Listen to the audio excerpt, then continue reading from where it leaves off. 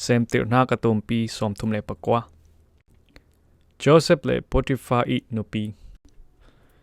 Joseph chu Ismail mi Paul in Egypt ram antleng pi I Egypt siang parang I in kil tu boy Egypt mi Potiphar nena anzur. Boy pa chu Joseph nena I asanga ziang mua atluang tlu. Joseph chu Egypt mi a boy pa I ina Chun boy pa pathen chu Joseph nena I a thil to mi mua a hlo tling ti chu a boy pa in a mu. Joseph I ziaza Potiphar in azau teka alung akim ngai I a in sung sang le anei mi mua kil khol tua atwa. A chui tokisin Joseph ronga Egypt mi pa I in chu pathian in atloswa apek. A in sung I anei mi le alau sung I a mi tla boy pa in atloswa asi. Potiphar in anei mi mua chu Joseph kuta a red te I a mi rol sil lau ziang man arwat tul mi a la. Joseph chu a rong rai a thazet I a piang zet phone. Chan aray deu tika a boy pa I nupi in Joseph chu a sual pi du nak mit in a zau ring. Vai khata a boy pa I nupi in kanhena ra ito tia Joseph chu a lem.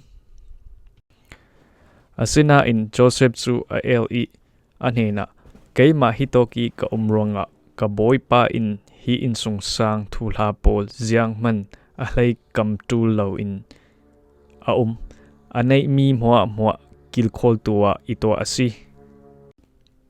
Hi in sung sanga ama atluki thu kanai thei I anupi nang ma sirlo adang ziang man ka ranga uimi anei lo. Chuti asi ranga ziang tin so chutluk thilsia katwa ding I pathian maya kasol ding tia ati. Joseph chu a boy pa I nupi in nitin ten a lem rero na in athu angai da lo I vai khate man a I pi da lo. Asina in nikhat a Joseph chu in sung na tuan to dinga aluti midang zo man in sunga an lo.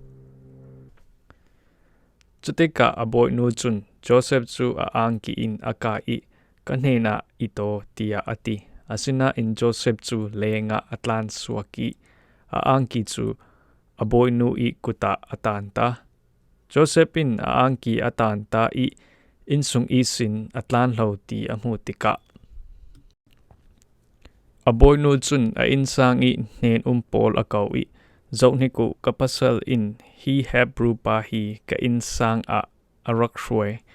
Asina in atua in mu somasi ka khan sunga arung lut I ama thon I tlang dinga isom asina in ka aw chemso.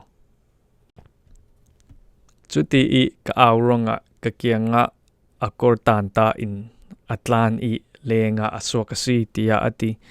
Joseph I boy pa atleng hlan lo akor chu ama nena a red ring.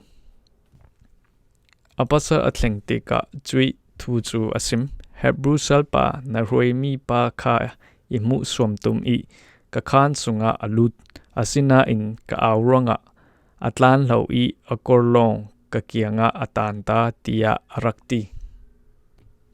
Joseph I boy pa chu anupi in nasalpa in hiti in ito asi tia araksim tika athin a ngai I Joseph chu aka I siang prang I thong tla pol anret nak thong in a aret. Chutoka Joseph chu thong sunga a Sikal sela boy pa pathen chu Joseph nena a I azang fa nak ranga thong in uktu boy pa khal Joseph para zang fa nak thinlong anaiter. Churanga thong tla pol kil khol tua Joseph chu atwa I thong in sung I thil achang mi mua zau tua aret. Joseph in tuan volak mi pau chu thong in uktu pa in zau sal atul non rim lo. Zianga tile boy pa pathen chu Joseph nena I athil tua mi mua a lo atling ter. Seemtirnak atumpi somthum le pakwa.